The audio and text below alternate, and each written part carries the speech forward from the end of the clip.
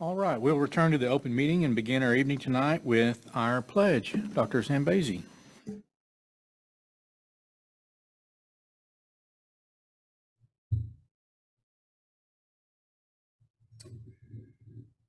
Right. Superintendent Cordell, members of the board, thank you so much for having Lovejoy High School here to lead us in the pledges tonight. I'm Travis Zambezi, the principal of the school, and I have two wonderful students here that are going to lead us in that. The first of which is Karsten Dunn. Karsten is a junior this year and has lived in the district his whole life. Karsten is on student council and is a member of the fishing and football teams. He has an older brother, Connor, class of 2022, and two dogs. Next to him is Anil Dandekar. Anil has also been in the district his whole life. He's a junior this year and is on student council. Anil plays rec basketball, was on the Lovejoy tennis team his freshman year. He has an older sister, Maya, who graduated the class of 2022, and he has three dogs, and so they'll lead us now. Now for our pledges. I pledge allegiance to the flag of the United States of America and to the republic for which it stands, one nation, under God, indivisible, with liberty and justice for all. And now for the Texas pledge. Honor the Texas flag. I pledge allegiance to the Texas, one state under God, one and indivisible. And now for a moment of silence.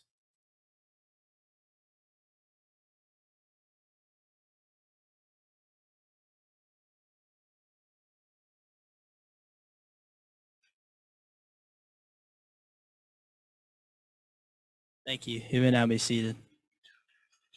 Thank you. And we're going to get a picture.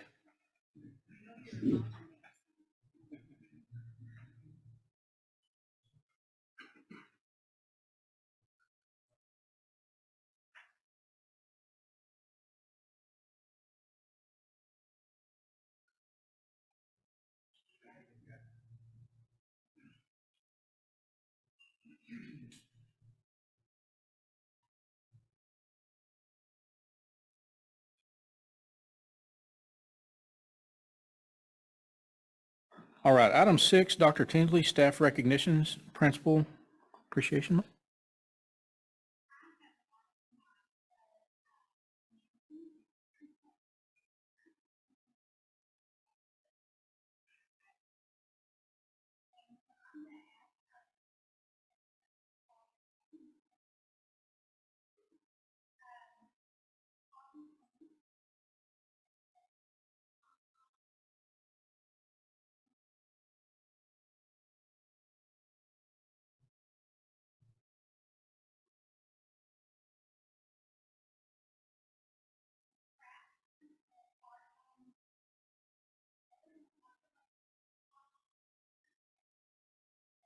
I don't know, you've heard that she's going to be leaving us and going to down south to another district. She has received advancement, and we're super excited for her, but it's bittersweet for us here in Lovejoy, and we thank Wendy for her service to our community.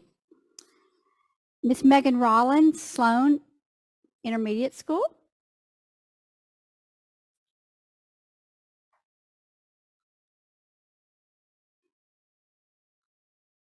Caitlin Eldridge, principal of Willow Springs Middle School.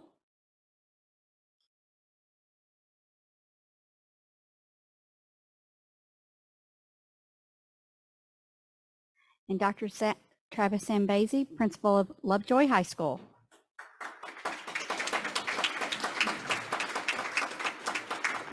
Our principals are impactful and valuable leaders who support our legacy here in Lovejoy and ensure that our students are receiving an excellent education. So thank you on behalf of the district. I wanted to say a few words as well. I don't know if you know this, but being a principal is not very glamorous.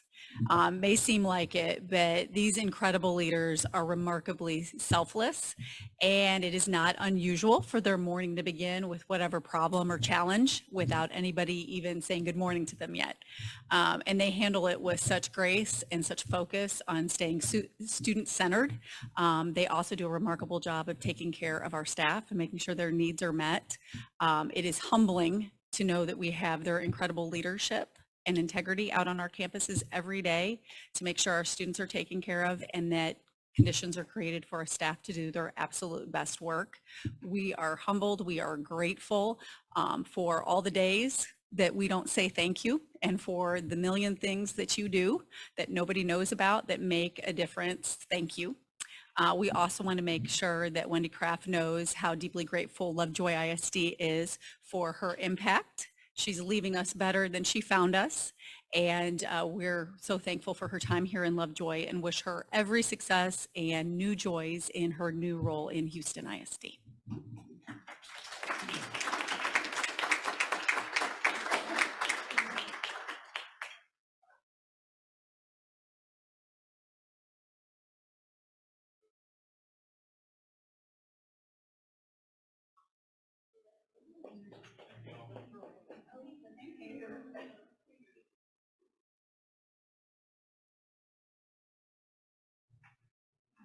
All right, next up is introduction of new hires. Good evening, board. I'm going to ask Travis Zambezi to come up. We, of course, here in Lovejoy have a long-standing tradition where we give our new hires a pen so they can write their next chapter of their life. Whoops, it's moving, sorry. And also an apple to symbolize that highly valued educator they are in our community. So, Mr. Zambezi, you want to start there? Absolutely. All right. So really fortunate to have these staff members as part of our LHS family. And the first one that I want to introduce is a teacher coach who's done great things in journalism in the Red Ledger. That's Elliot Parkman.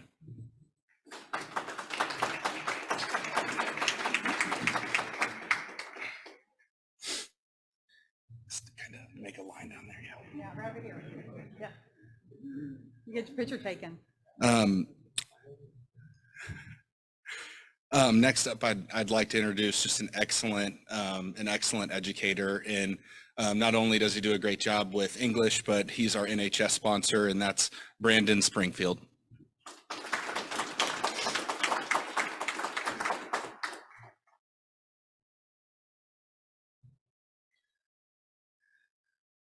Really fortunate to have Carter Beasley, science and coaching 2 sports.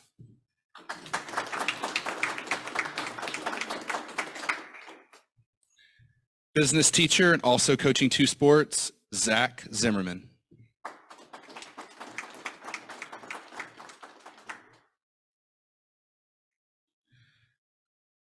Next, I'd like to introduce our new head tennis coach who's doing a wonderful job, Coach David Denham.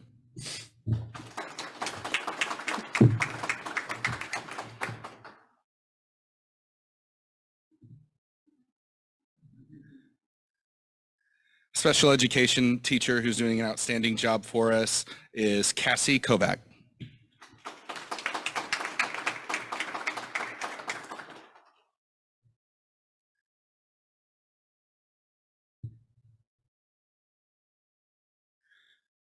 Our new LHS counselor this year, Curtis McCarthy.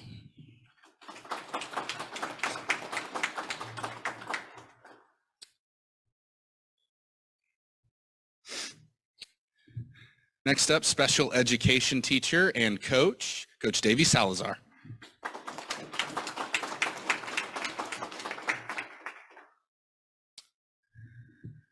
And last but not least, our 504 testing facilitator, Miss Andrea Harris.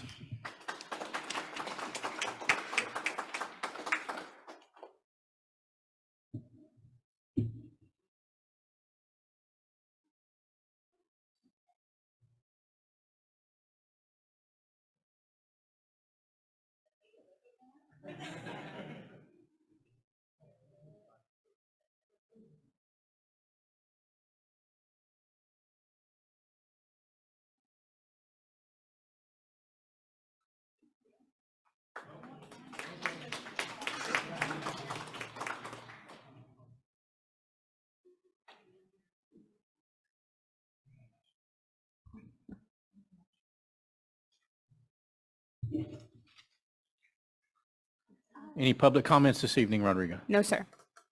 All right. Item 8 is our invocation. If you would, bow your heads with me. Dear Heavenly Father, thank you so much for this evening, the opportunity to come and do the work of the district. I pray for blessings upon each of the folks here, their families. I pray for our leaders, and we give thanks for our principals tonight. And we just ask for you to give us the wisdom to discern through our opportunities tonight to help the school grow and do better. In Christ's name, amen. Notification items are in your book, 9A and 9B. Item 10 tonight is the consent agenda. Is there anything we need pulled for review? And if not, I'd entertain a motion.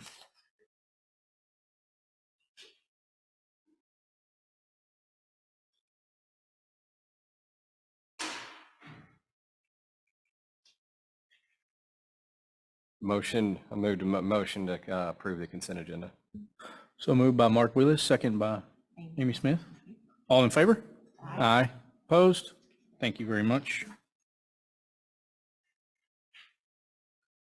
Item 11 is our celebration of learning.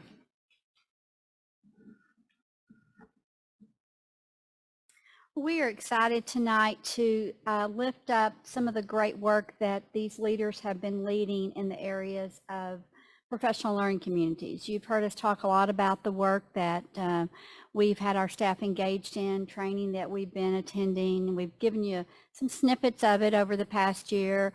And I do have to lift up that I have to give a lot of credit to our campus leaders for ensuring that we're moving to the implementation stage, and they're doing an excellent job in leading this work. And they have a group of teachers on their campus we call a guiding coalition that are working side by side with them in the work too.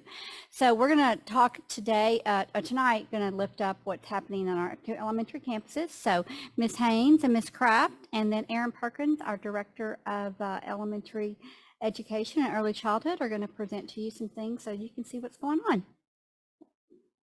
All right, good evening. Like Dr. Tinsley said, over the last year or so, we've really done a lot of work to ensure that our campuses are equipped to do the work of professional learning communities. So we're excited tonight to be able to share what that looks like in action. So just as a quick reminder, I know that you have heard these three big ideas that really drive the work of a professional learning community several times, but we're always going to be focused on learning. We are going to be focused on collaboration and having a collective responsibility for all students, and we're going to be results oriented. And I know those are 3 of the 5 tenets of the culture here in our school district. So on the screen, you see just a few of the many things we have done over the past year or longer to, like we said, ensure that our campuses are equipped. We've attended trainings. This is a picture of our staff at the PLC at Work Institute, where we got to bring campus leaders and teacher leaders to attend a training. We've implemented tools such as Map Growth to ensure we have an assessment that can provide us with the data to track our students' growth and ensure that we're providing and responding to their needs. And then we've also, you heard Ms. Cordell speak about the goal that she has for our district, and that we've set as a department goal as well to ensure that we've implemented and developed a balanced assessment system. And this is just a few of the many things that our district has done to make sure that we're equipped to do the work. I want to share with you on the next slide quickly just a quote from a book called Learning by Doing, which is really a handbook for districts that are implementing PLCs. And this quote says that talking is not doing, planning is not doing, goal setting is not doing, training is not doing, even directing resources to support a plan is not doing. It is not until people are doing differently that any organization can expect different results. And I think that is exactly what you're going to hear tonight from our elementary principals. You're going to begin to hear some of the amazing work that they're actually doing on their campuses that are going to have a great impact on our students. So Ms. Haynes and Ms. Kraft are going to share with you each about their campus. Good evening. I've been looking forward to this opportunity to share some of the work we're doing around professional learning communities at Puster. It is one thing to attend a training over the summer and learn all the things and get really excited, but it's a whole nother thing to come back in the fall and begin implementing out the gate. And so we found we had some teachers attending that training, and they were very excited and believe in the work that we were getting ready to do, but just struggled to take that first step. And so you'll see here, Miss Austin, our MTSS coach and lead on our campus, has really been instrumental in working with our teams and encouraging them to take that first step and take those risks. And then what you see in this messy graphic is where some of the structures that we put in place this year, where they help our teachers with each of the 4 questions that they're tasked with answering to best serve our kids. So you'll see collaborative planning throughout. That's not new for our campus, but we are tightening up what that looks like. Are we truly planning collaboratively, especially when you teach all subjects all day? It can be very tempting to slide back into old habits and plan in isolation and come back together and try to talk about it. But that doesn't leave everyone at the table with the same understanding of what they're getting ready to do. So we've tightened up those structures and made sure collaborative planning is tight on our campus. Data Dig is really more than just digging into data, but we needed a clever name and a cute graphic, so that's what we came up with. But that Data Dig is a structured time on our campus that our teachers are getting about every 4 to 5 weeks. That the intent is, yes, to dig into data, but it could also be that we're focused on that leopard time intervention block. What are we going to do with our small groups during that time? Do we need to recalibrate our groups? But it is a structured time on our campus that our teachers haven't had in the past with that intent. You'll see on what do we do when kids aren't responding to the learning. We have a kid talk structure in place where that is the first stop for our teachers before we ever look at taking a kid to PSD, to problem solving team or other next steps. Let's see what answers we already have in the room. Maybe I had a child just like that last year and here's something that really worked. So that is an intentional structure that takes place during team planning so that our administrators can get into each one of them. We also have built in 2 leopard times into our day. What that does is it allows students to receive intervention in more than one subject. A lot of our kids need math and reading or writing instruction. It also allows us to target pullouts during one of the 2 times, but still allowing that child who's pulled for another reason to still have an opportunity to get that good tier 2, tier 3 intervention during leopard time. Data Dig also helps us answer that question. Of course, our problem solving team helps answer that question as well. And then same for what if they've already got it? What are we going to do? We absolutely want every kid to grow a year's growth in a year's time, no matter where they come to us. So Kid Talk also helps us discuss how are we going to enrich for this group of students. Leopard Time, all of our grade levels have an enrichment group that serves students who need more. And of course, that Data Dig structure helps answer that question as well. So really the structures are what are helping us with doing the work of a professional learning community. That picture up, the big picture is Miss Austin leading those data digs. Those do take place in the morning before school starts. And a lot of us are on duty. That is Violet's role. She goes in and she helps lead that conversation. Our teachers do a really good job of being prepped. We have norms in place, come to the table with this, and we make use of every minute of that 40 minutes. And then you see she's also pulling some of our tier 3 groups. We have intentionally targeted 1st and 2nd grade reading first for her support, knowing that we want every 2nd grader leaving as a reader before they hit 3rd grade. Thank you. Any questions for me?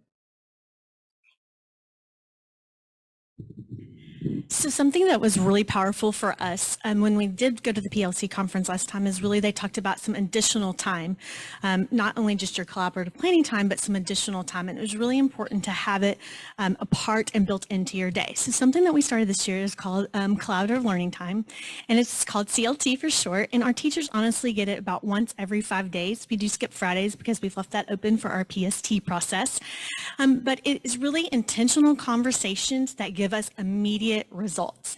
And a key part of this has been our multi-tiered systems of support, Ms. Hicks. She's been fantastic. And I think something that I didn't realize the power in her position is that really it's not only multi-tiered system of support for our students, but it's also multi-tiered support for our staff.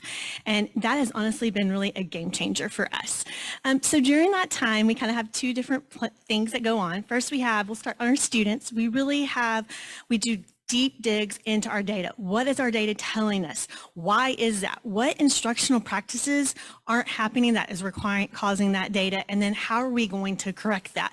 What are we going to do with students who already know it? And then our kiddos who aren't getting it, what are we going to do differently? We also do Kid Talks a part of that. And really we're setting goals for our students and creating action plans. And then that also just leads directly into us planning our Leopard time. Intentional, explicit, research-based intervention that is something different than the classroom that's going to close those gaps for our students or enrich them and grow them so they're also being fed that way. On the teacher side of the house, I think this is probably the part that our teachers have been the most excited about and has been the most powerful. And we spent a lot of time on the first 9 weeks during that part of doing this, and it's really teaching best instructional practices, identifying weaknesses from our data, and then really putting it into action and giving teachers real life things that immediately they can turn around and do. And the best part of this is they get it modeled for them, and then they get to go in, and Ms. Hicks goes into their classroom and she models it again with their kids in action, and they get to see it again. And then they do it, this lesson that she modeled the first time with them, they do it and they practice it with her watching and giving them real-time coaching. It has been phenomenal. And the very best part of this is our teachers have identified some own weaknesses in themselves, and they've gone to her and said, hey, I need to work on this. Can you come help me? And then they've developed this plan. And so to me, that speaks volumes because it's not only growing our students, but it's also building capacity in our teachers. And when you build capacity in your teachers, then you are affecting every single child in their classroom. So I think that's really something that's powerful, and I'm very proud of our staff for the work that they have done. Next up, we're going to have our next little journey is going to be lab sites, and that is where during our collaborative learning time, we'll go into a classroom of we're going to target second graders first, where our first grade teachers will get to go watch Ms. Hicks do some second grade groups with the second grade teacher. Then we'll kind of come out, we'll talk about it, and then they'll get to go and practice with their students. So again, it's just this great coaching cycle, and we're growing all of our students and all of our teachers. Do y'all have any questions for me? All right, well, thank you very much.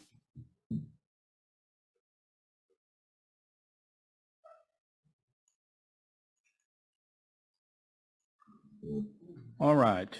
Thank you for that presentation. We really appreciate it. Item 12 is a 2023 Fine Arts Festival update. Mr. Parker.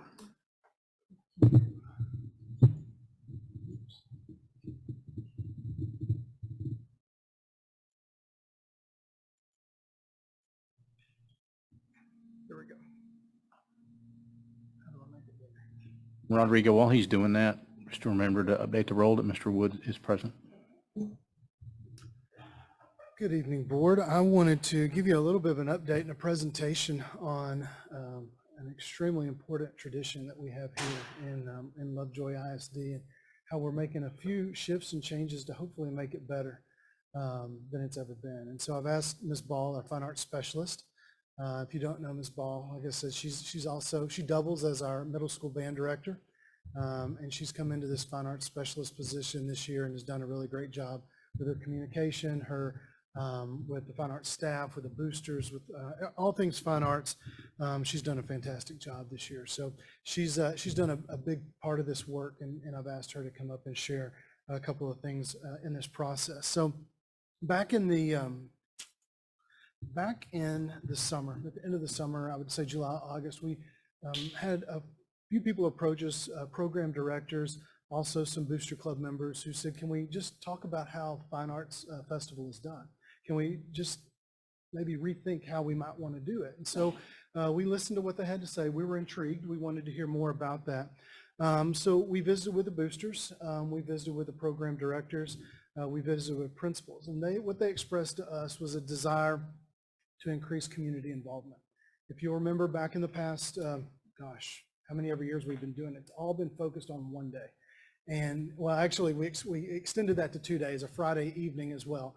But once Fine Arts Festival started, it was intense. You go back to back to back, and it was very labor intensive, time intensive, and it demanded a lot out of the families to get their kids there.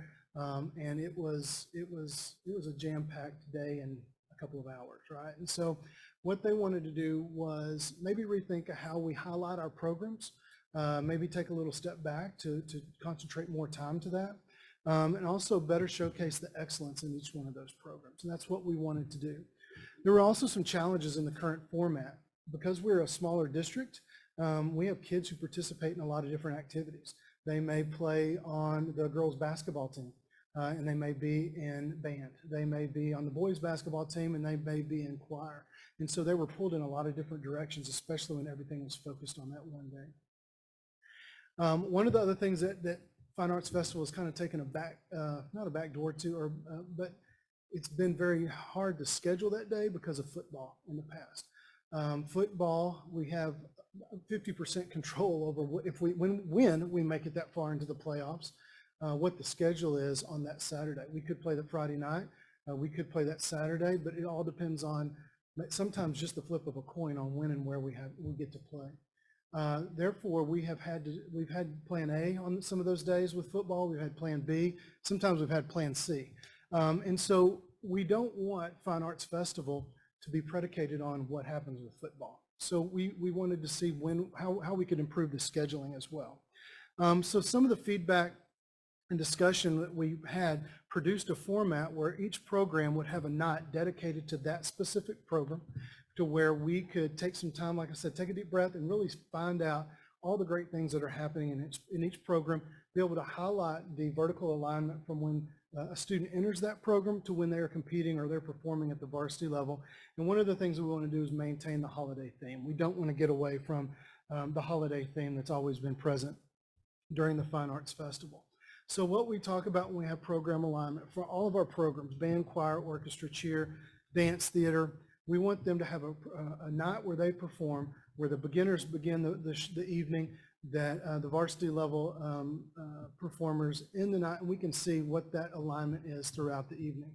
Our visual arts gallery has done this in the past, where they've had a K-12 gallery, and you can walk through the gallery and see this is what a kindergarten work of art looks like, all the way around to this is what our AP art students work looks like. And we want to be able to showcase that in all of our different programs so we can see the progression and the excellence that's worked so hard for by our directors and also our students.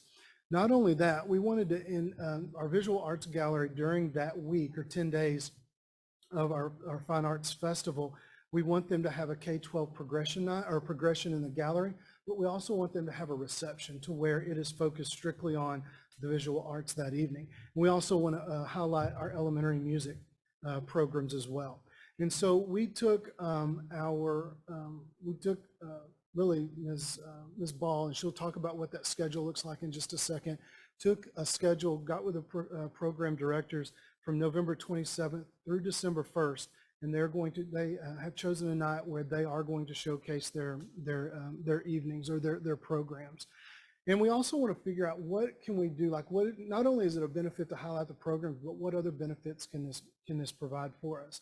And really what we can do is we can use this opportunity to grow our programs. We can focus down on the elementary kids, market this event to our elementary students and parents to have them come out and see what is it going to be like when your child gets to perform and participate in these programs.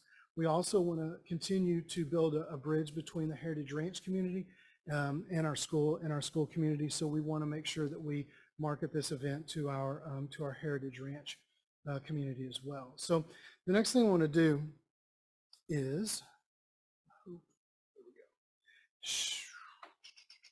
Lori, you're gonna have to give me that. I don't know why it's asking you for your, the what? Oh, I see. It doesn't have me.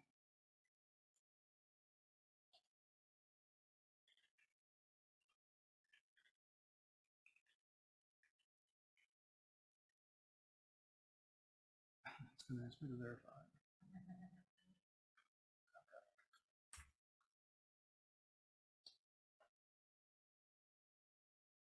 Because we have such a great technology department and secure technology.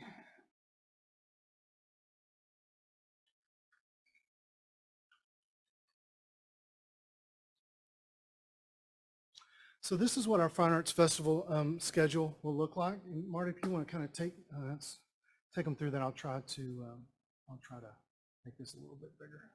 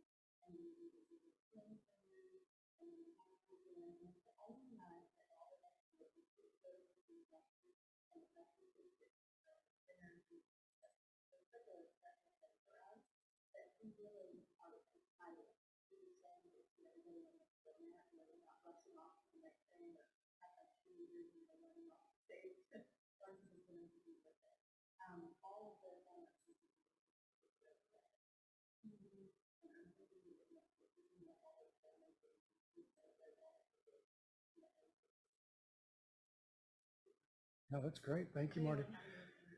But one more thing I wanted to add is in the past, what we really enjoyed doing is having a board member introduce each one of the performances.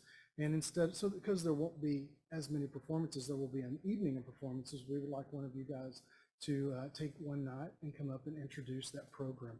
and kick off that night for that program. So I know Ms. Taylor will be in contact to get you to sign up for one of those nights. So we'd love to answer any questions if you have any.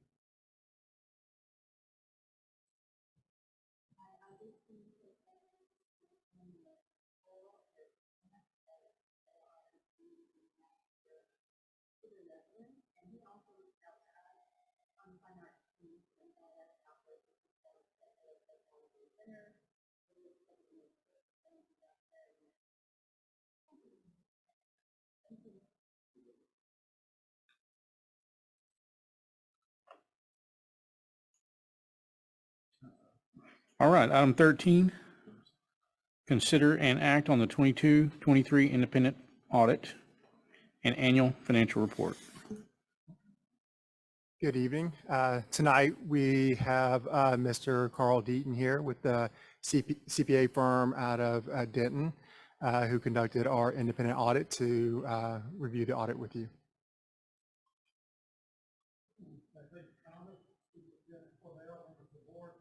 You have a printed copy of the audited electronic copy to look at. Hopefully you have seen these numbers, but I just want to go over and hit the highlights of these. Thank you. These are the audited financial statements for the year ended June 30, 2023. At the beginning of the audit report is the independent auditor's report letter that basically says, based on the audit procedures we performed, it's our opinion that these numbers present fairly the financial position of the results of operations of the district for this last fiscal year. And you know there are various funds that account for dollars of the district. So if you turn to page 24, you'll see the three funds that are considered major funds because of their size. The left column of page 24 being the largest fund, the general fund. It shows $46 million of revenue, $41 million of expenditures last year. Bottom line in that column, a $5.2 million increase in the general fund balance, up to a total of $16.6 million at the end of the year. That $16.6 million is equivalent to about 4.8 months worth of last year's expenditures, which is, as of this point, comfortably above the 3 months that I would always tell you need to shoot for as a minimum. Now, if you recall, the food service fund was moved into the general fund a year ago. So the food service fund balance is close to $500,000 of this 16.6. It's restricted for food service. You factor that out, you're still at about 4.7 months worth of spending in that fund balance at the end of the year. Next to that is the debt service fund. That's the collection of the interest sinking taxes and the payment of bonded debt.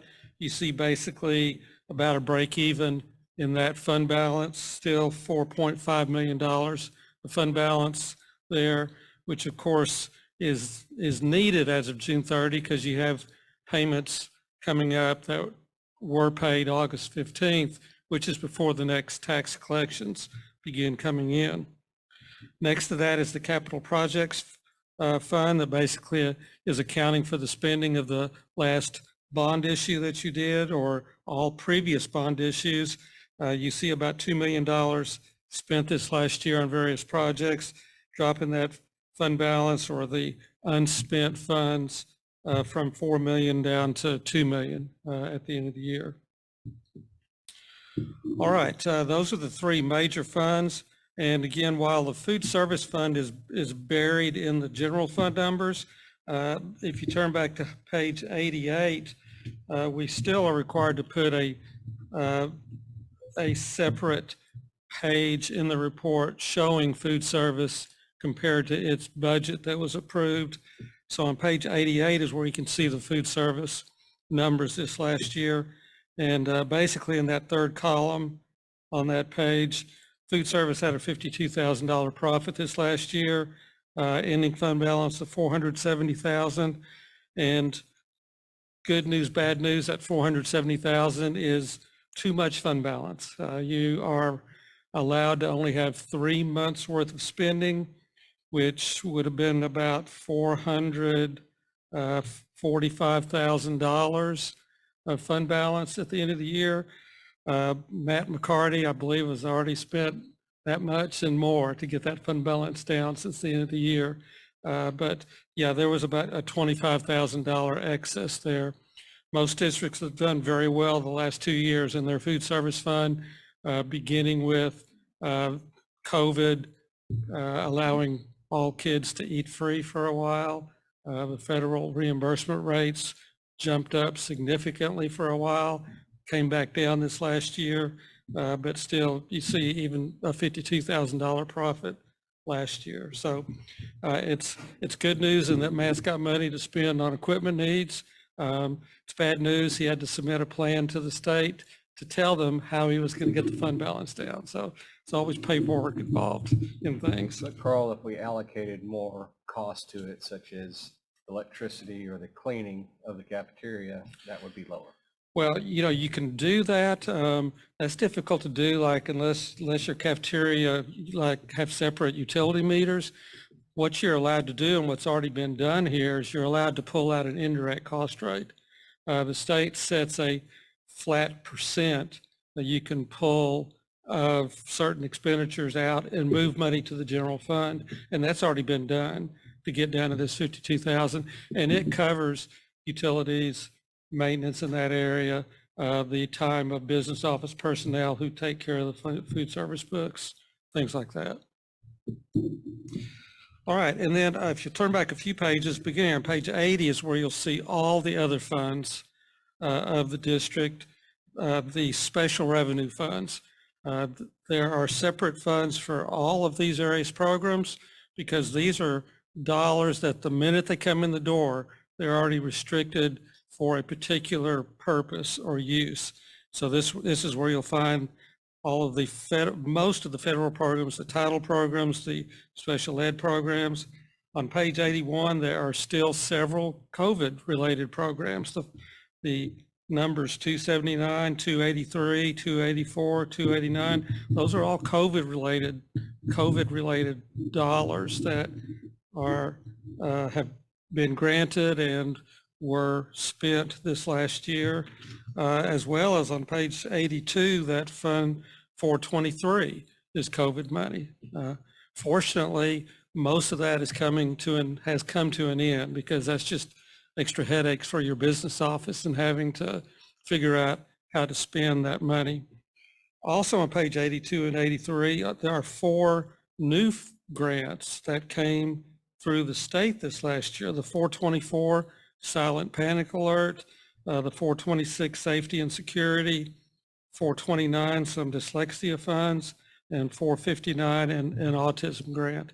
The numbers you see here are basically just a small portion of the grant that was spent this last year. These grants, I think 3 of the 4 have a good bit more money to spend this next year as well.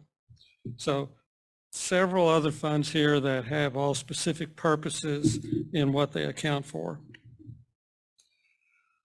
All right, and then while I'm in the back of the report, at the very back of the report, if you're well aware, is what's called the federal awards section. Because you do receive more than $750,000 of federal funds, there are additional auditors report letters to talk about compliance with laws and rules and regulations and internal control over financial reporting. It all leads up to page 99, which is the detail of the federal programs that monies were spent under this last year. And I would point out 2 additional ones that are on this page that aren't detailed anywhere else up front. About 2/3 of the way down, you see a child care relief fund, $512,000. That's COVID-related money as well. That was to help out the child care program through the financial difficult times they had when COVID was at its height. And then toward the very bottom, under the food service, supply chain assistance. There was because of supply chain issues. There was federal money that came in to help account for cost increases and things like that related to that as well. So a lot of federal dollars received by the district.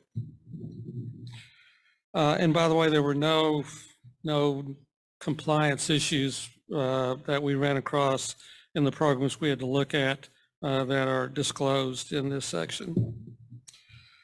Okay, so those are basically the funds of the district. Going back toward the very front of the report on page 17, when you combine all of the funds we just looked at, as well as the fixed assets and the long-term debt of the district, you get the totals that are in that left column on page 17, a consolidated asset and liability statement. I'm sure if you've been on the board, you know the bottom line on this statement is negative. It's been negative for a while because of all the teacher retirement, the TRS actuarial liabilities that we are required to record in this statement for related to retirement and healthcare.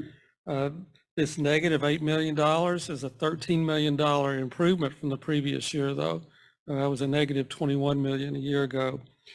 But I also need to point out that for the first time, right next to the district's numbers, you see the Foundation for Lovejoy School financial numbers. The foundation has just grown in size to the point that their numbers are significant, their financial numbers are significant in relation to the size of the district.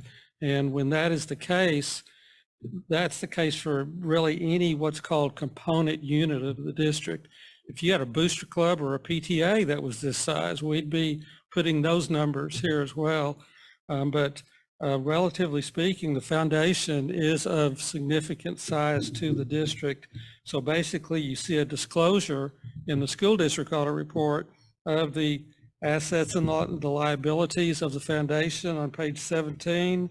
And then on page 18 and 19, you'll see some numbers that basically show you that the foundation ran about $1 million of revenue and expenditures through their funds, through their nonprofit this last year.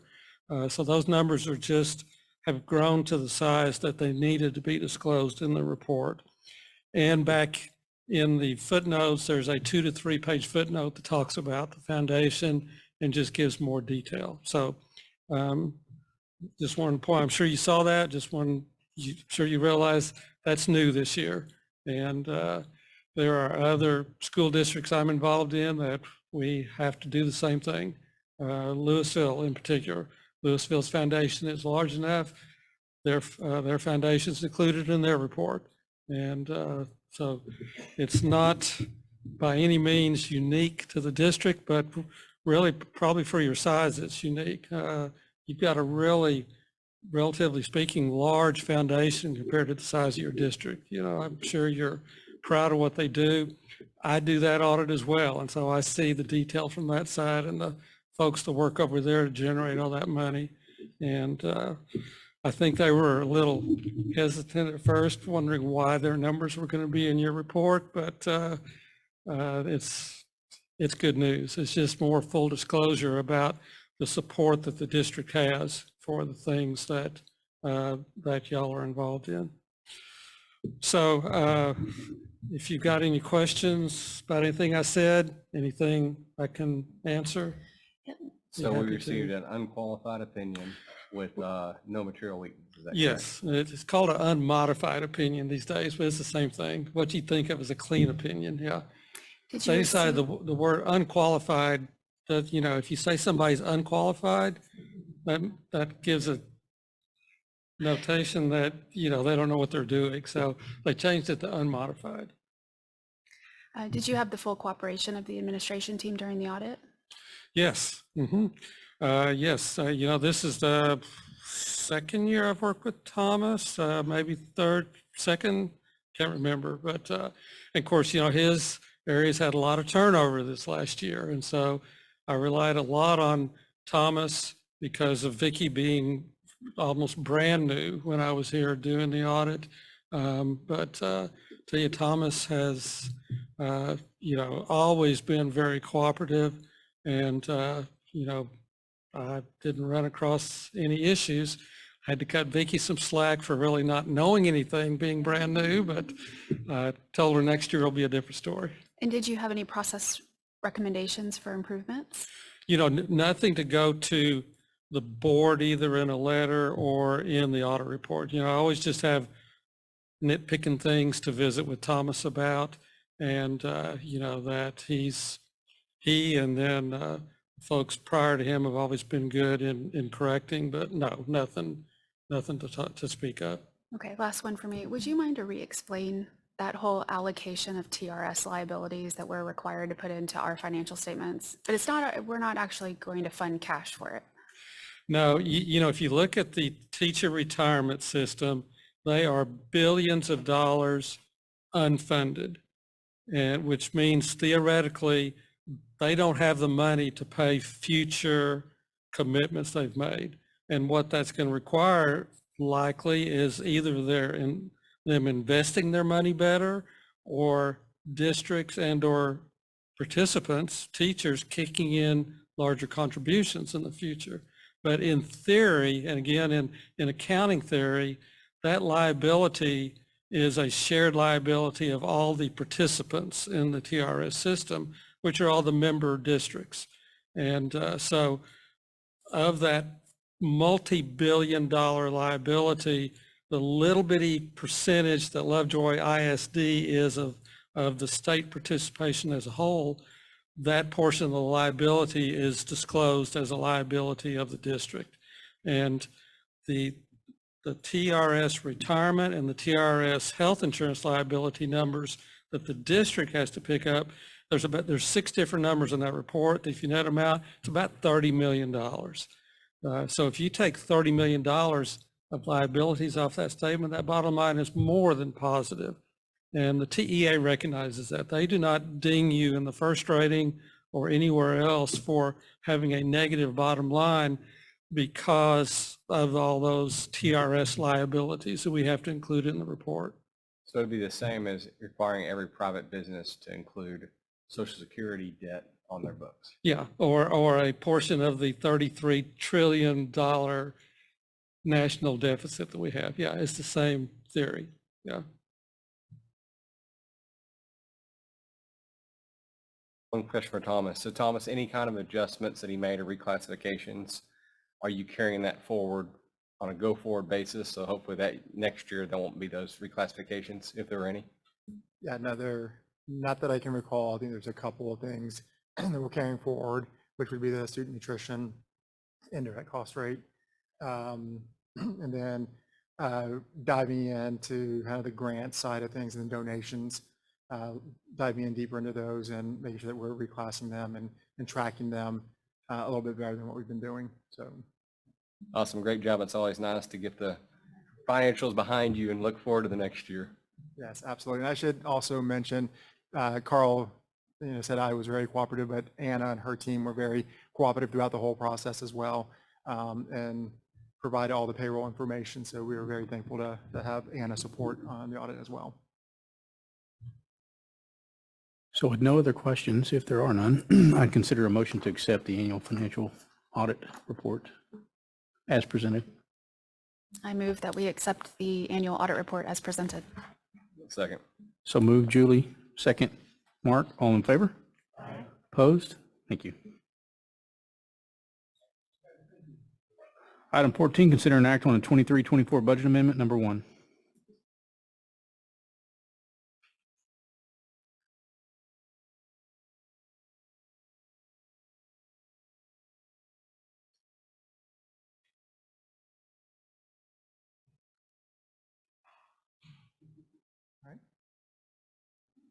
Good evening, board. Tonight we'll be reviewing the proposed budget amendment number 1 for the 23-24 school year.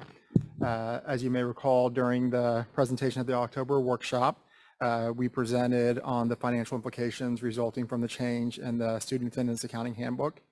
We also mentioned during that presentation that we'd be bringing forward budget amendment 1 for you to review and to approve. This budget amendment that we are bringing forward does include the most recent changes resulting from the second special session of the 88th legislative session. So it does include both the decrease in the MCR, maximum compressed rate, and also not the 40,000, but the 100,000, the increase to 100,000 homestead exemption. We're bringing forward the 100,000 to align with the certified roll that you had approved in the consent agenda. That certified tax roll represented 100K homestead exemption rather than 40K. Additionally, as we shared in the October workshop, here are some items that are included in the amended budget. So the very first three are recurring hits or benefits to the district. So we're capturing that not only in the 23-24, but we'll also show it's reflective in the 3-year model going to 25, 20, all the way to 26. So with that is the refund of the Lovejoy Scholars tuition, and then also the impact of our enrollment. So we're seeing lower enrollment than budget. We're currently at an average through 1026 at 4028. Our original budget had us at about 4105. As of 1026, though, we are at 4,032. And then also with the attendance, we're still assuming that we're going to get to about a 95 or 96.5%. Excuse me. Currently through 1026, we're at 97.03, which is slightly better than where we were through this point in time last year when we were at roughly 96.56%. So if we continue down this path, we could see a benefit, and we'll bring it forward to a future budget amendment to reflect that. And given that positions, our attendance and enrollment is lower, we did hold during the summer, hold positions. So we're going to carry those 4 contingency positions forward because we're also making the prediction that enrollment will continue to trend downward. The remaining bottom few from the one-time grant revenue all the way down to contingency, these are one-time benefits that we're going to see in 23-24 that are not going to carry forward into the future years. So I'm just going to go ahead and skip to the 5-year financial model. So this is reflective based off of the final audit that we saw for this current year. This is exclusive of the student nutrition. This also doesn't factor in any indirect that we would be receiving from student nutrition. We'll incorporate that in the future projections. So here we're seeing that in 24, we're bringing forward a deficit budget of the 665,990. And then with the recurring hits and the decline in enrollment, we're seeing it, oh, that's not the right one, it's this one. That was supposed to be hidden, sorry. In this slide, we can see the enrollment going down at the same pace that it has been over the last few years, where we can see the deficit budget climbing all the way up to 4.5 million and down to 69 days of unbalance there at the end. Thomas, did you maybe want to explain what the difference between the two versions are? Yep, absolutely. So this first slide that I was showing is, it assumed that we had maintained the original projection, so that had we met the 4105, then we would be next year at 4018 and then 3857. This next slide here, the revised enrollment, this is showing that the same trajectory that we're going to continue to lose students going forward, that we're just advancing the current students to the next grade and then having the same number of kindergartens each year. Is that no, not really tuition kids, but no transfer kids coming in? This assumes no additional transfer kids coming in, is maintaining the existing ones that we have.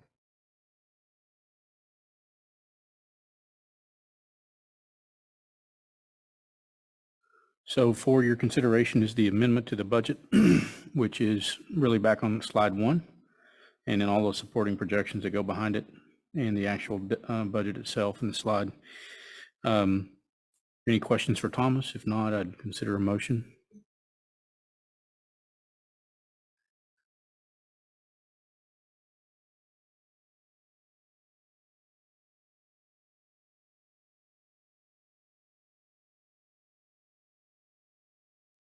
I move that we adopt this budget amendment number 1 as presented. Second. So moved. Julie McLaughlin, second. Marvin Bobo, all in favor? Aye. Opposed? Thank you. All right, item 15 is our legislative subcommittee update. Ms. McLaughlin.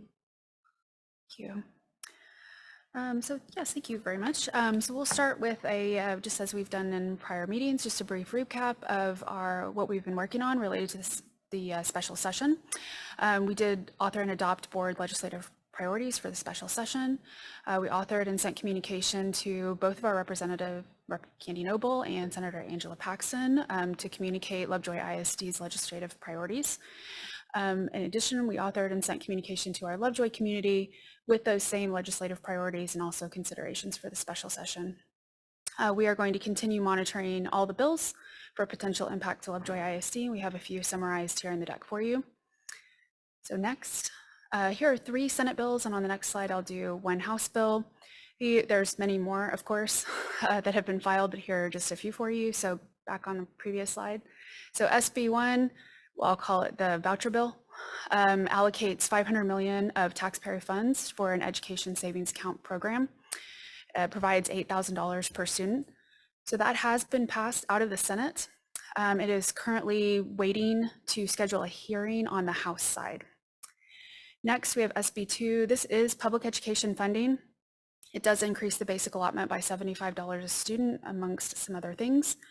I think we've discussed as a board before that there are some estimates out there with nonpartisan public education groups that would estimate that we would need between $900 and $1,100 per student increase just for districts to maintain their pre-COVID, pre-inflation purchasing power.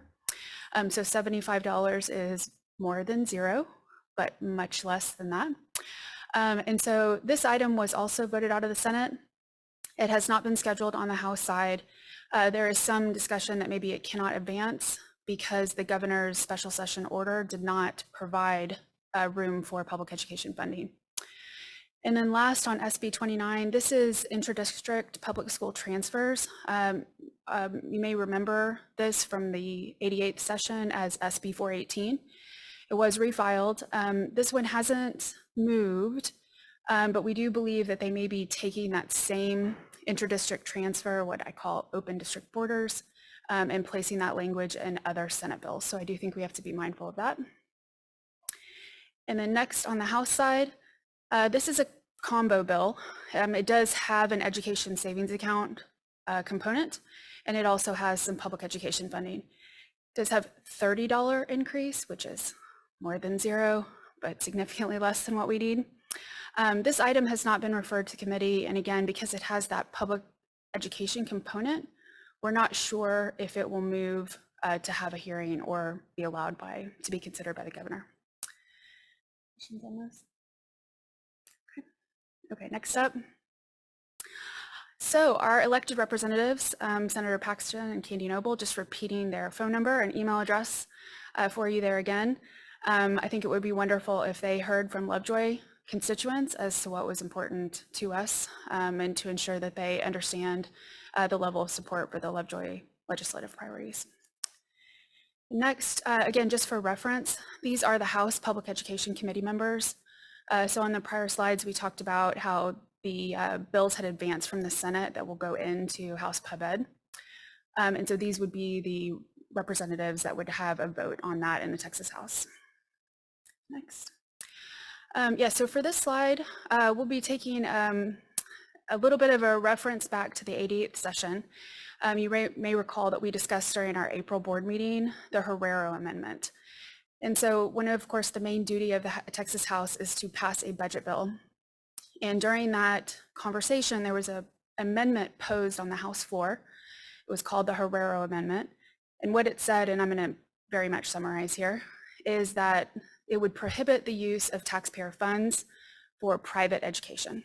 And so if you voted yes, then you would agree that that should not be allowed usage of our budget dollars. If you voted no, then you would think that that was okay to use those funds for private education. So just to kind of lay the land of the House today, we have, and we pulled this off the website, so I'll say roughly 85 Republicans, 64 Democrats, and 1 vacancy. And so just by the numbers, one party would certainly have the ability to pass legislation that aligns with their platform. But for the Herrero amendment, we noted that 61 no votes, meaning we think it's okay to use taxpayer funds for private education, 24 yes votes, meaning it's not okay. And so of those 24 yes votes, those are listed there with their district location and phone number for anyone that might want to reach out to them. And so effectively, those 24 Republicans that voted for that amendment are effectively indicating that they would not be supportive of a voucher education savings account program.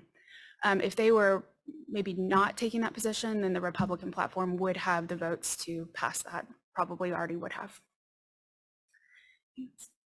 And that is what we had for you today.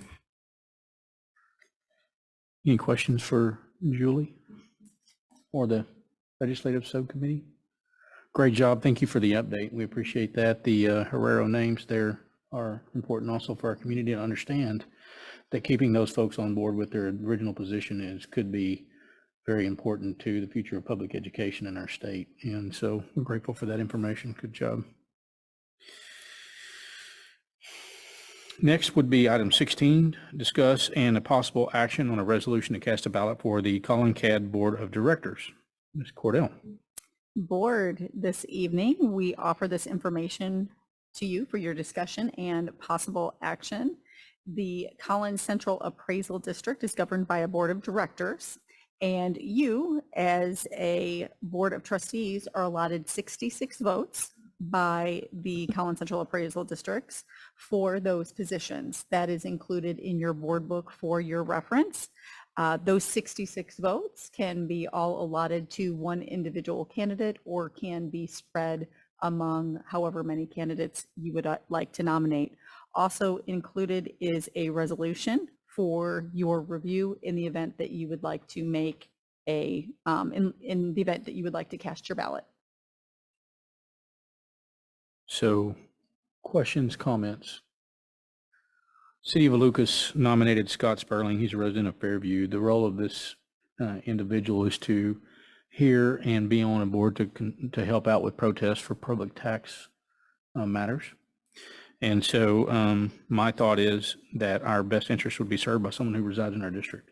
We have 66 votes to cast, and I would appeal that casting those 66 votes to support Mr. Sperling would be in our best interest and our citizens. Only candidate in our district. Those are included in your yellow folder for your reference.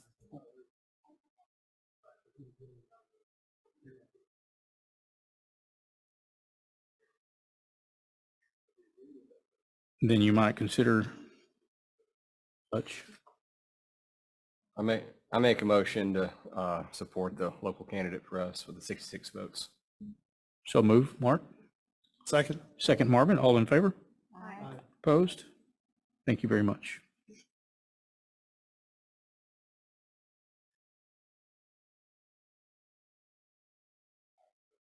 Item 17 is our draft 24-25 district calendar. Dr. Tinsley.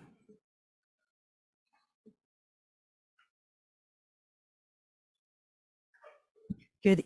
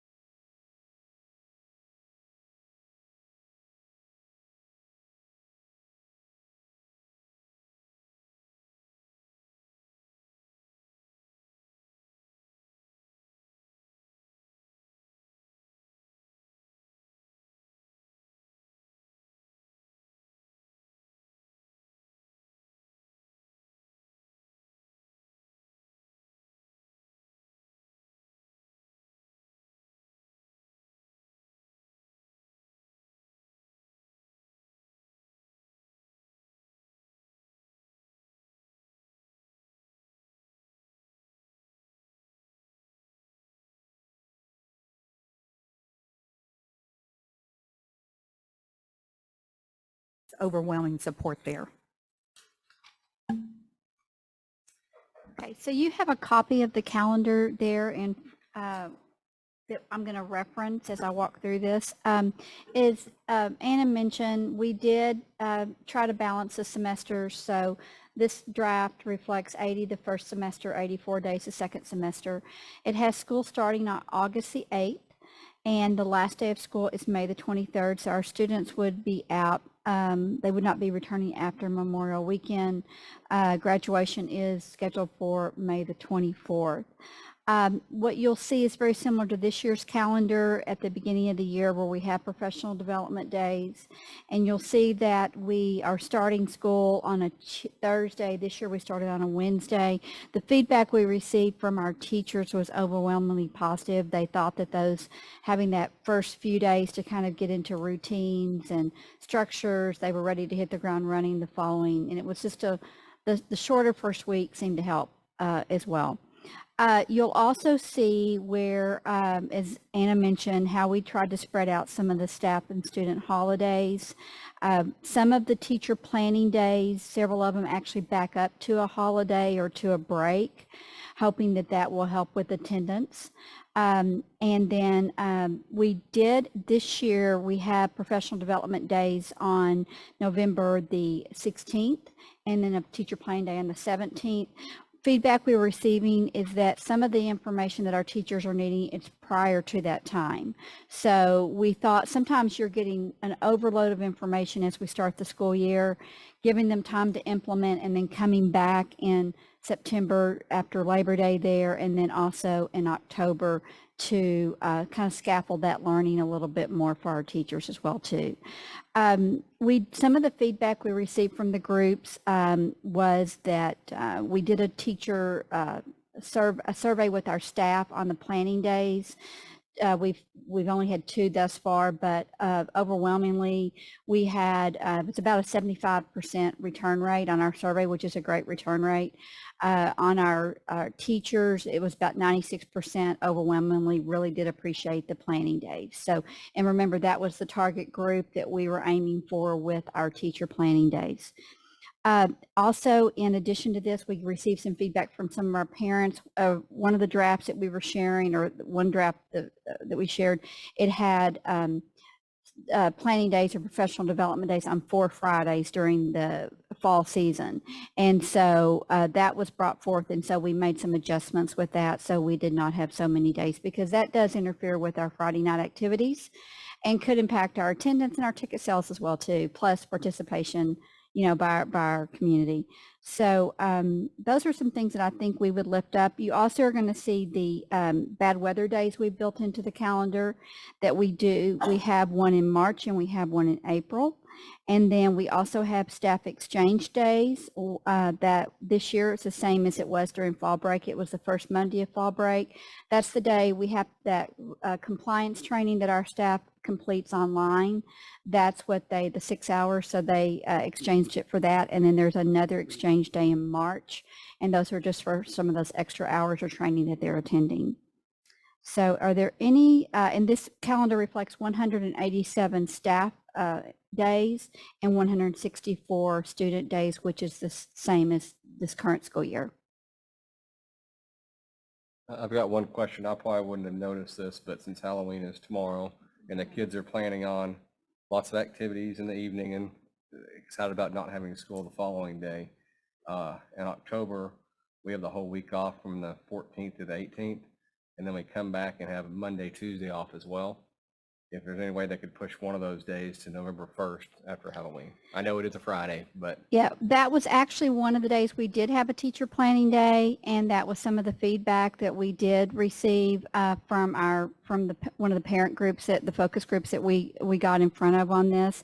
And the problem with that is that we were trying to spread it out a little bit more because if you'll look at this calendar, the kids come back on the 23rd of October, and then then we would have another day off on November the 1st as well too. So not a whole lot of time back. So that was the tricky part with this, is that we were trying to decrease the number of Friday games. And this year, November 1st didn't fall on a Friday, where next year it does. So we did keep that in mind, and that was some feedback that we had last year from our community on the day after Halloween.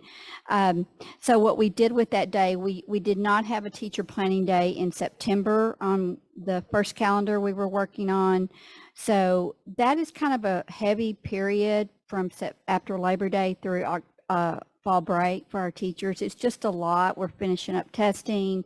The first 9 weeks is ending. We're just getting into the groove of things. So that is always October and late September are always heavy periods of the year. So we moved that November 1st day to September the 23rd. So November would be the only day month that we would not have a teacher planning day. I think it's hard on when you have 2 working parents and you have 7 days off in a row in October. What additional opportunities would parents have to provide feedback on the calendar? Well, traditionally it has not been. We have not sent out surveys. Last year, the reason that we had some surveys sent out is because we were making such significant change with our teacher planning days. So that was the intent for that reason. So what we did ensure that we were getting some parent voice through our district improvement team with their parent representatives, and also with the PTO accounts roundtable group is where we also shared this as well. And then of course our staff members, our teacher superintendent council, that can involve staff members, and then also our principals of course were involved in this, and district improvement team involves staff members as well.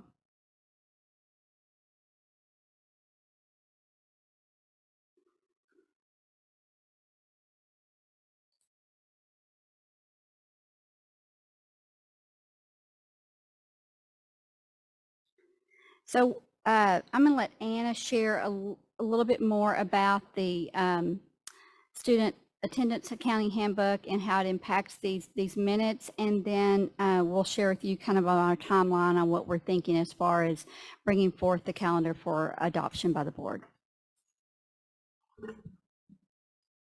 Well, the SAW has become a daily read for me, I think. So just wanted to bring this to your attention. Remember, it was released September 22nd. And as we were looking at minutes and going through that that information, it's around 200 pages long, we discovered that our CTE courses at the high school and of course at the middle school have to be 45 minutes. And there was a change in the wording on it. And basically what it said, if you look, it's new language, and it clarified the requirements for shortened schedule, like pep rallies and early release days, days like that, where it was an average of 45 minutes. Well, then the wording was changed to receive CTE weighted funding. Courses must ensure that the average course length for the calendar year is at least 45 minutes. So we started averaging them, and we realized during Leopard Friday and some of those days, we missed some minutes. So we missed in a couple of classes 65 minutes, in one course only 15 minutes.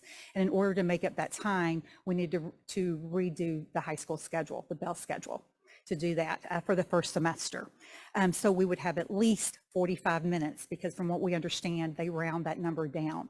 Some of them were as close as like 44.38 minutes there. So what we decided is, after working with Dr. Zambezi, is that we would, starting November 9th, we would have intervention time before and after school, and not have leopard time from November 9th to the end of the school year.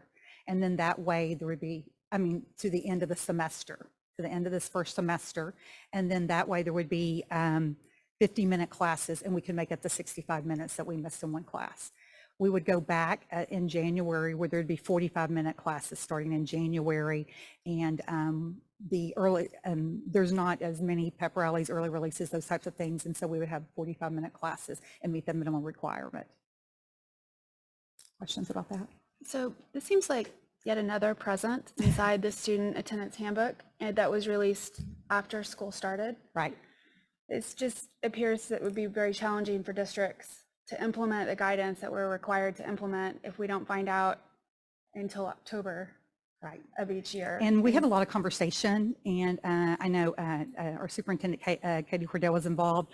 We talked to Region 10, we talked to lots of people, because there was much more, the language in it actually, they've taken some of it out, where it's a little bit more generous than it was when it first started.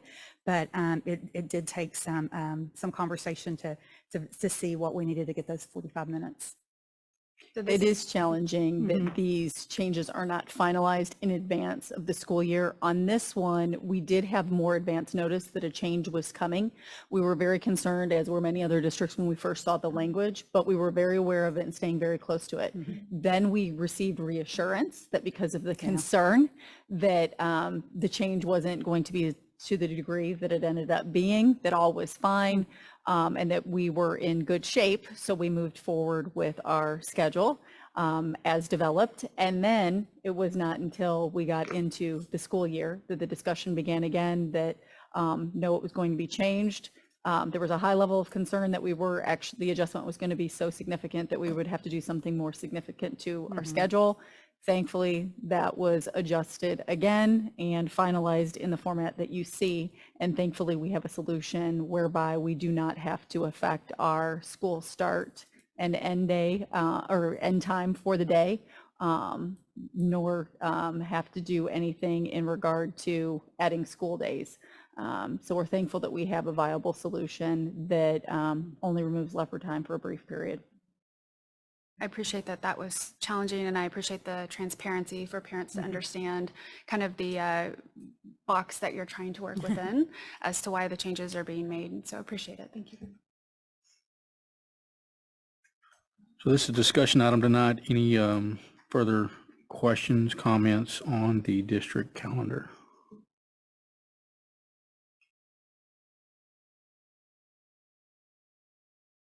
Thank you very much. Item 18 is discussion and possible action on Senate Bill 763 resolution.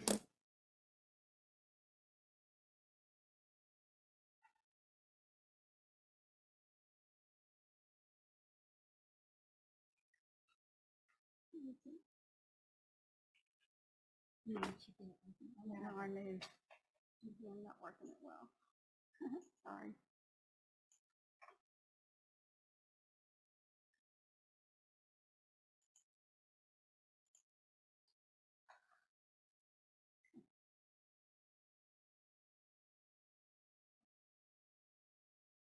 While we're waiting, just a little update. Texas is up 3-0.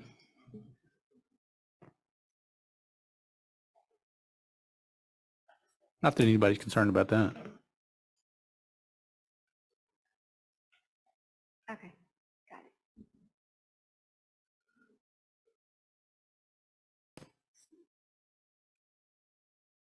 Rebecca, it's not in there.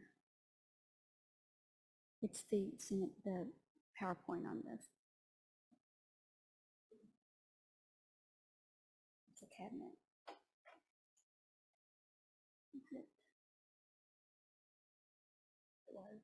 It wasn't the presentation though. Let me see. Right here. Okay, I'll speak to it. There is a presentation on it. So it's to discuss the possible action on Senate Bill 763 and a resolution we want to bring forward. So Texas Education Code 23.001 permits school districts to employ or accept as a volunteer or chaplain to provide support and services for our students. And so there was part of Senate Bill 763 this year that was passed by the 88th Texas Legislature that requires the board to take a record vote between September 1st, 2023 and March 1st, 2024 on whether to adopt a policy authorizing a cabinet of the district to employ or accept as a volunteer a chaplain under Education Code 23. So what the administration is recommending is that there have been some letters sent by organizations with chaplains that are not in favor of this. We also feel like we have our school counselors and people trained in our buildings that can provide this support for our students. So what we are recommending is that the board adopt a resolution that we not accept or volunteers or employee chaplains to provide services for our students. So my understanding is this is to have chaplains serve in the capacity of a school counselor, correct? Correct. So I guess challenge would be, and I guess consistent with the letter received from the chaplains, that I haven't read, but I've heard attestation to, is that they don't feel qualified to serve in that capacity. And I would, based on the specific nature of how we have our counselors function in their roles, I can't see how it'd like be speaking a foreign language to try to come in and conduct themselves as a counselor in our systems. I do, however, appreciate and as much as anybody value the services of a chaplain to support our students in a volunteer capacity to work within our schools. So encourage that. But I can't see how they would function as the role of a counselor, which is a very much a full-time job and a profession within itself.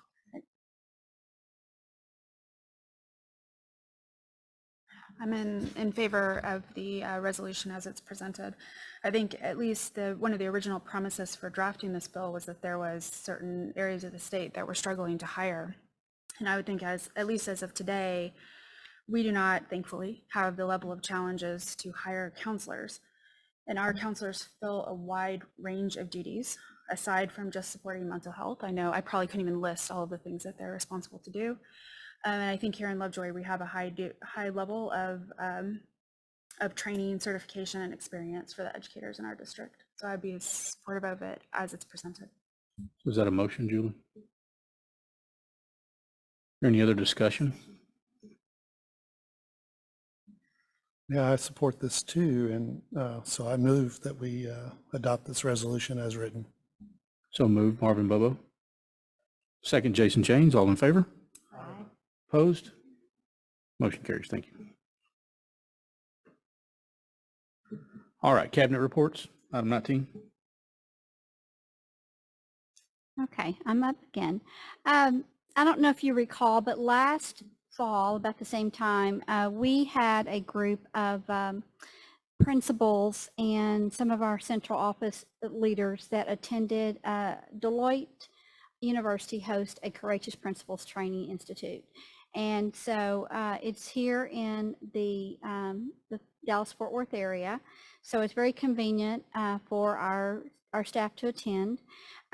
The training is designed to really equip our school leaders at the district and campus level to be effective school leaders, and at a very, very discount rate that Deloitte employees come in and facilitate the training. They volunteer to do this.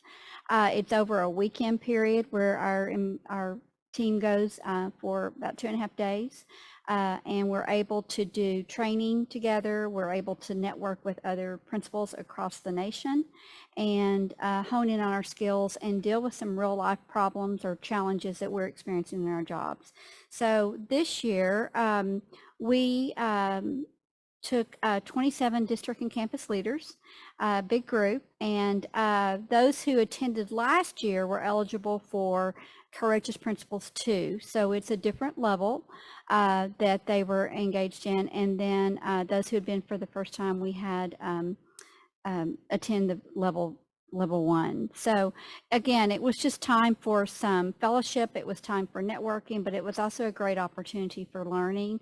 The feedback we received back from this from our leaders is incredible. And again, we are very fortunate that we are nearby to where we can really minimize the cost. There are principals and district leaders that are traveling from across the country that come to Deloitte. So, and also it's not bad with the facility and the way that they feed us and take care of us too, and really feel like professionals. So we just appreciated the opportunity to take another group again.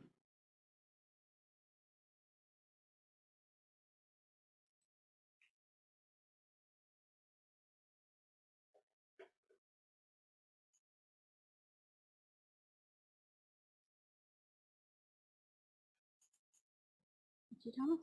Okay. Good evening. So real quick, as far as kind of the finance updates, very minimal tax collections in the month of September, which is expected as we wrap up the 2022 tax collection year and move into the 2023 tax year. We also have a real healthy cash balance as of right now. We have 133 days of cash on hand in the general fund. Moving forward, just wanted to show the the continued benefit of the teacher planning days for our budget assistants. So on September 29th, we brought our budget assistants here to the Red Building to have professional development. We reviewed our different processes with them. Not only did we review the process and have some professional development, we also used this as an opportunity for collaboration with our budget assistants. They're the ones that are in the mix in the day-to-day. They would be able to provide valuable feedback on how we as a department can be better and can be more efficient. So it was a very productive time with them to identify some areas where we can be more efficient. So we're going to be taking back some things that we learned during this meeting to improve our processes, such as we have a lot of forms that we ask them to fill out for different things. We want to push away from the papers and the forms and move it more to electronic forms for them and develop workflows. So we'll be working on that this spring to do that. And then also bringing ideas on our current ERP and our current procurement process. There's just a lot of work that they have to do to go into one website to find different supplies that they want to purchase, then to come into our accounting software and enter them all in, where we can easily try to look at different punch-out systems for them that will streamline a lot of the processes. So it was a great day of learning and a great day of collaboration on that day. As far as student nutrition is concerned, when we look at year-to-date through the end of September, we can see in the current year we're slightly higher than where we were last year and 2 years ago.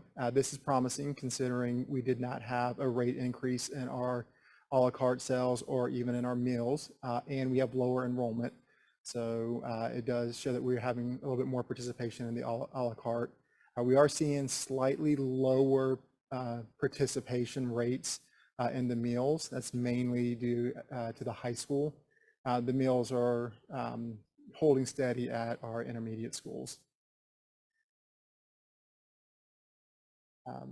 So as we heard Carl say that our student nutrition fund balance was slightly higher than the 90 days required. We did have a plan in place immediately that Matt did submit. We did approve that plan back in the August board meeting for the new equipment. Here are just some updates on, we did receive the equipment and they were installed at Puster and at the high school during the fall break. So here you can see them taking out the old dishwasher and then replacing it with the brand new dishwasher here at Puster. And then we also have the new deck ovens and steamer. You can see the excitement from our wonderful kitchen staff there of the new equipment. And then the old beat up dishwasher there at the high school. And now we have the new one. We definitely did. It definitely looks good. So then here's the staff celebrating the new deck ovens and the ice machine at the high school. We still have the Sloan Creek equipment coming in. Unfortunately, during the fall break, they tried to install the dishwasher and realized they had ordered the wrong one and it didn't fit, so they had to put back in the old one. We did receive the new dishwasher, which will be installed November 17th during the teacher planning day. We also have the new deck oven and ice machine that will be installed November 1st at Sloan Creek. Thomas, can you clarify where the money goes from the concessions of the football game? The concession is handled by the football boosters, I believe. So all the money that comes in from the... So when we see people put on Facebook that they're charging way too much for water, they should probably talk to the booster clubs and not us. Kevin, is that accurate?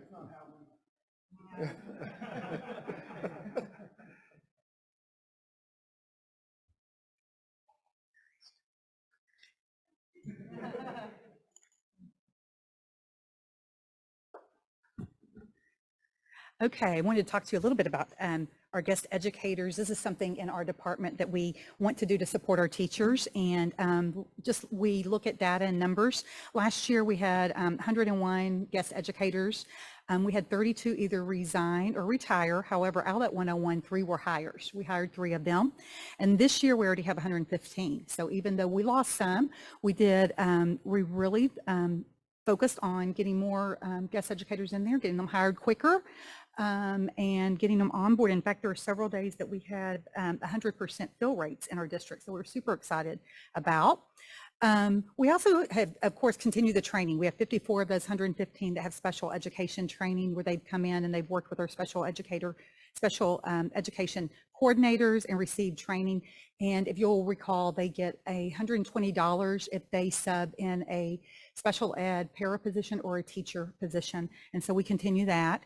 We had 22 come in to stop the bleed, and Casey did some of that training for us, and then 58 for in-person safety and security training. And they love the engagement. It's nice to see them, and we get to connect with them.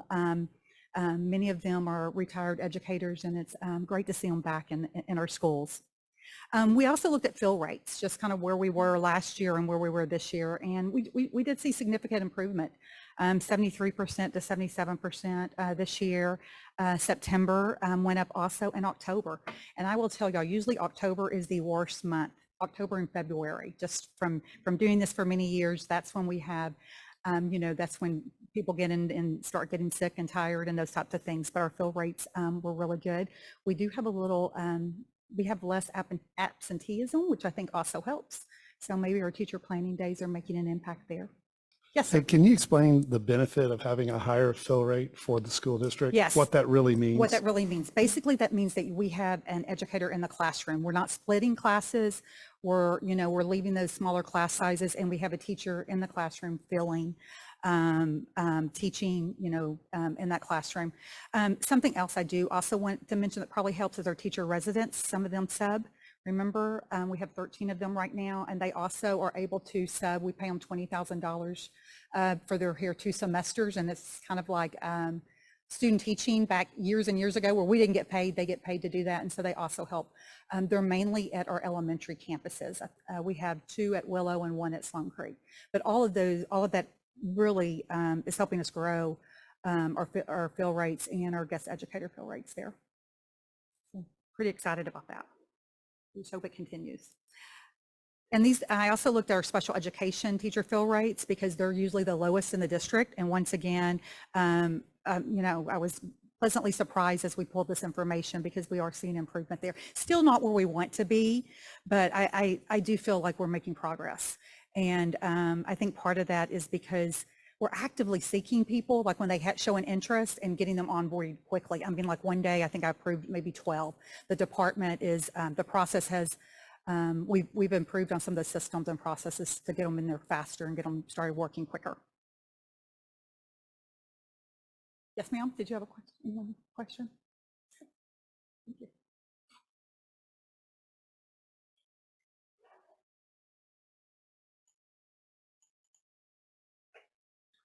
Thank you, Ms. Taylor. I just want to give you an update on where we are in the student services world right now. We're moving from our fall sports into our winter sports, and then Lovejoy. What that means is a trip for our cross-country team to the state meet down in Round Rock, which is going to be Friday morning. Girls run at 8:30, boys run at 9:10, and we are optimistic on what the outcomes of those will be. So we'll give some updates as soon as our runners cross the finish line. Not in that capacity, but yes.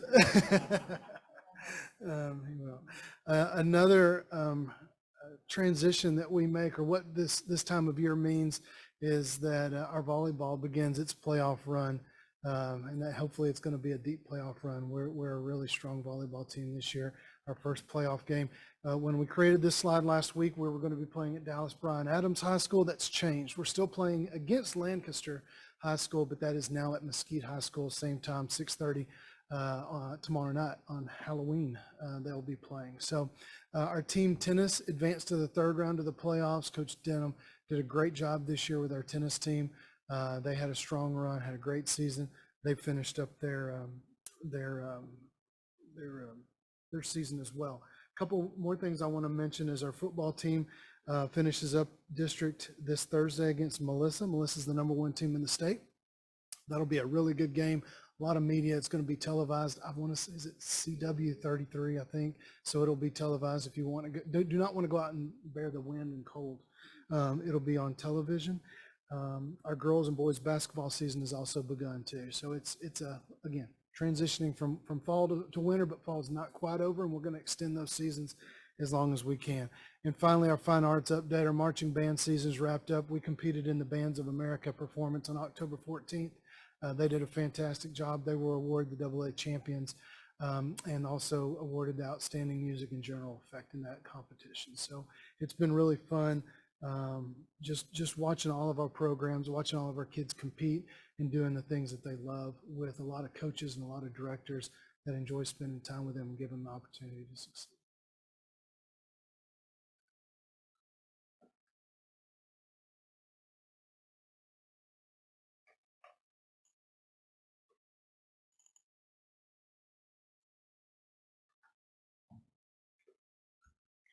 Good evening, Board, Superintendent Cordell, President Owen.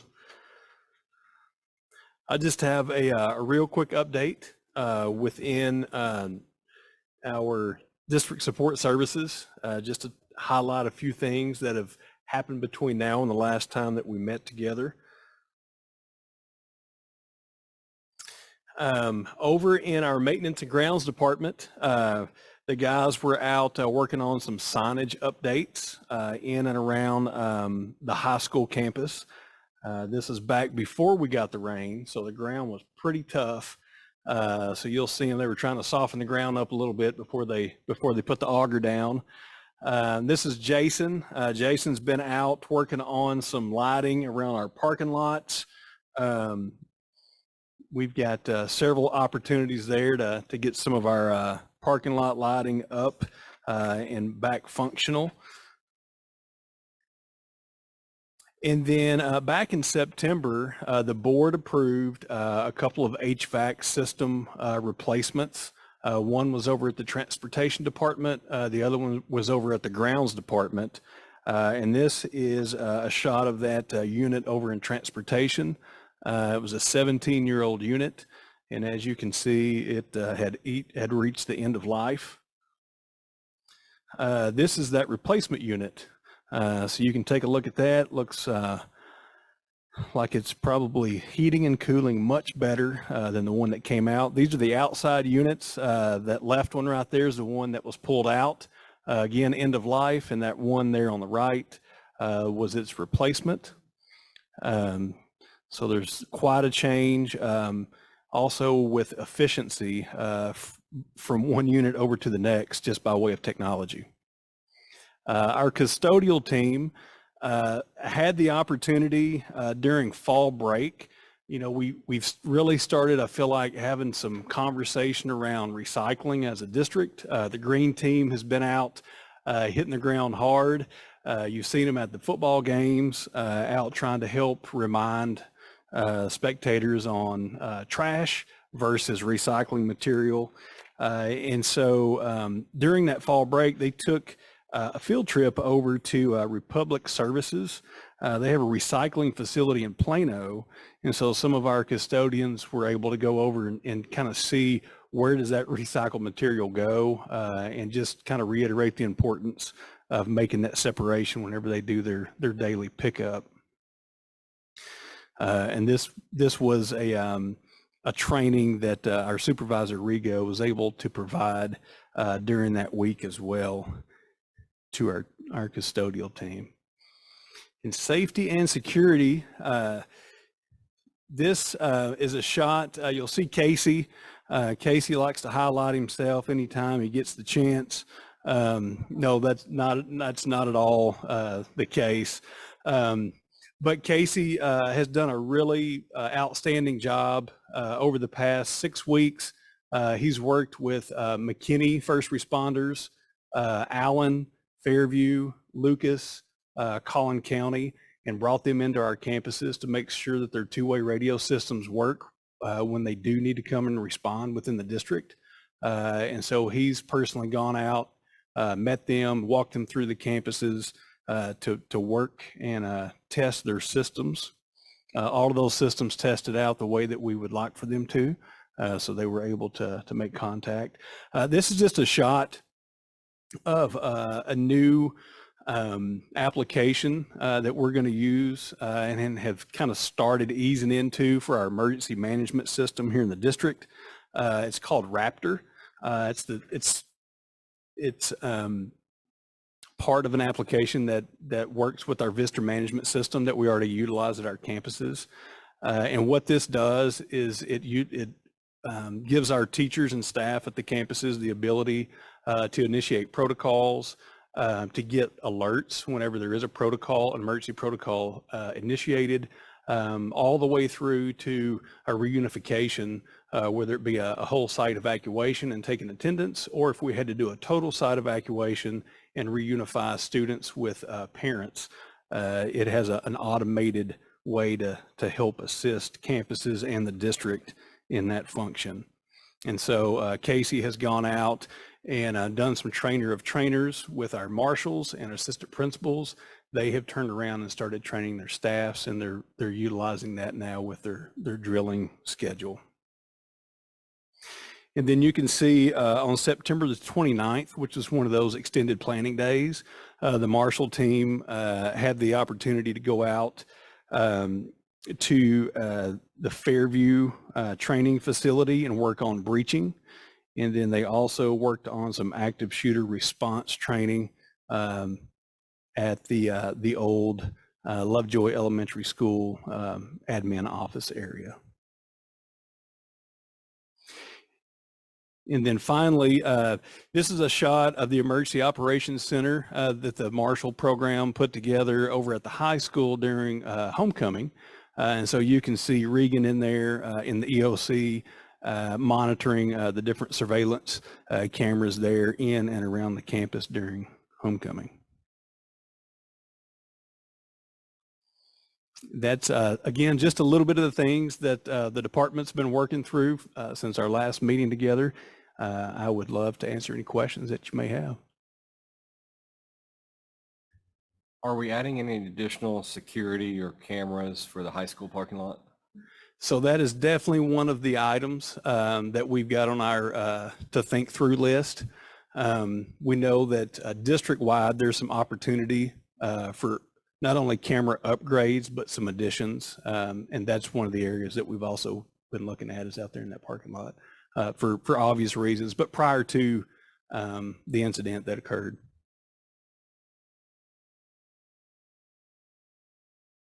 Yeah, thank you. All right. Item 20, Ms. Cordell.